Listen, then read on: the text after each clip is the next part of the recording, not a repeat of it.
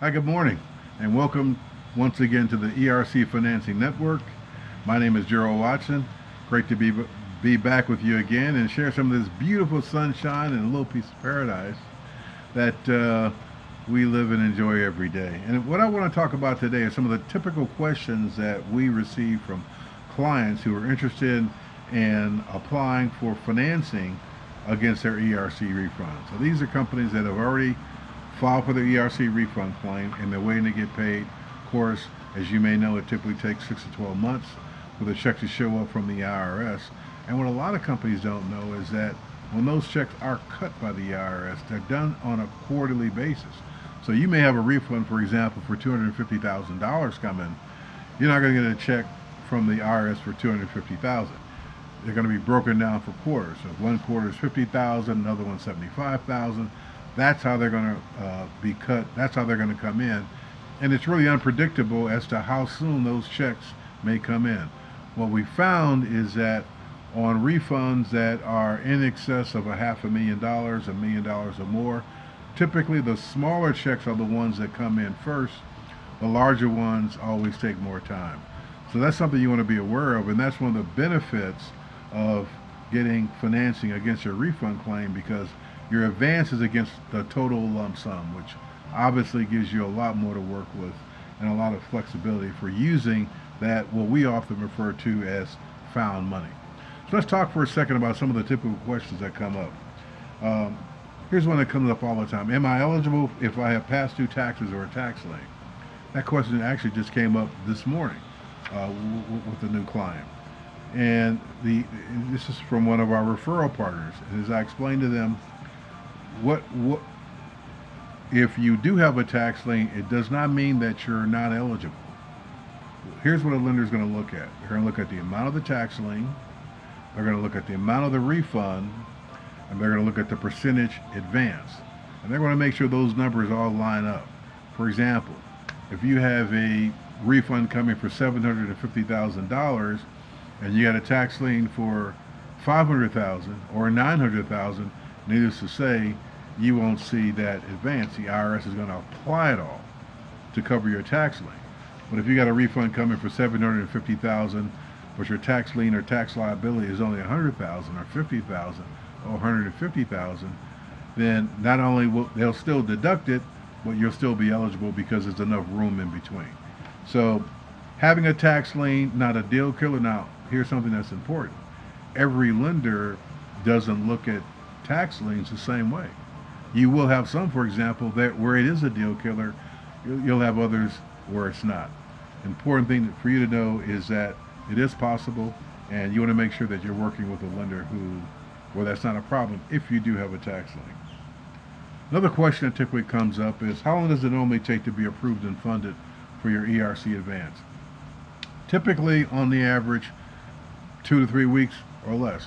Now, I've seen them in as little as 2 weeks. I've seen them actually in a little less than 2 weeks. It just depends. Are there any problems, any issues that need to be worked out? If it's a complete file, if everything's put together properly, no issues, it can sail right through. Okay, so 2 to 3 weeks on the average, possibly a little less, possibly a little bit longer. It just depends. Can I fund against only a portion of my ERC refund? Yes, you can in most cases. Most lenders will allow you to draw only a portion if you so desire. For example, if you have a refund coming for $500,000 but you only need $100,000 or $250,000, most will allow you to draw against that portion. And some of them will also allow you to be able to come back later and draw again. So it's definitely an option in most cases. Another question that typically comes up is, are there any monthly interest payments? It depends. See, there's two types of ERC advances. One is what's referred to as an asset purchase. And an asset purchase, and I use the word purchase in quotes because you really can't sell a refund. But it's an advance against it, but there's no payments when the lender structures it as an asset purchase. With an asset purchase, they are essentially quote unquote purchasing your refund at a discount. So if the refund is $100,000 and the discount is 10%, you'll get $90,000 lump sum all at one time. However, if it's a loan against a refund, then the way that that is often structured is the lender will charge a monthly interest rate. It could be anywhere from 1 to 2%, that kind of typical range, interest only for typically up to 12 months, 18 months, it just depends. And then when the check comes in, they'll pay back. You'll pay back whatever advance it is they gave you against that refund. Advances typically, in that case, it can range anywhere from 50 to 80%, depends on the lender. Another question that typically often comes up is, do I receive the interest paid from the government, if any, from my ERC refund claim? So,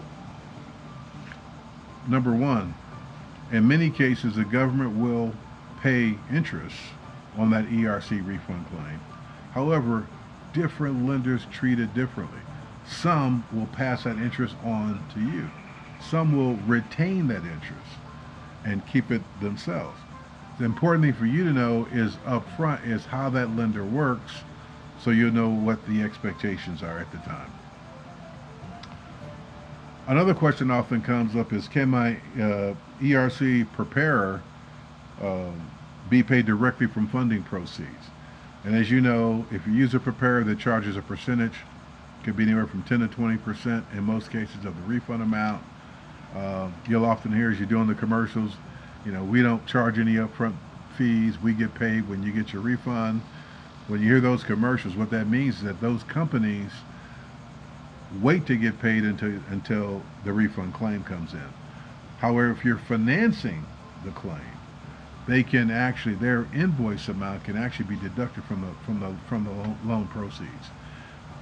Works well for them, works well for you, and it's a way for them to be incentivized to make the referral you to get your financing up front. Another question that typically comes up is, what documents do I need to submit when applying? Every lender is typically going to have their own process. They're going to have a document checklist, which will specify what documents are needed on the front end to get approved and on the back end for closing. What you want to do is you want to make sure you understand what all the documents are, compile them all at once, submit them all at once, because what that means is that that's going to help to expedite the process. At the end of the day, anything that you can do to help expedite the process, facilitate it, address problems or issues up front, will only help to get your package approved and a lot quicker and get you right on top of the pile, so to speak, with that lender.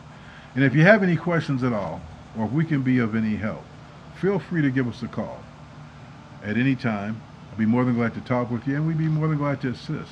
We've helped companies all over the country just like yours, and not only in filing but also in receiving their ERC refund claims. Thank you very much. I look forward to hearing from you soon. My name is Gerald Watson, EFN Network.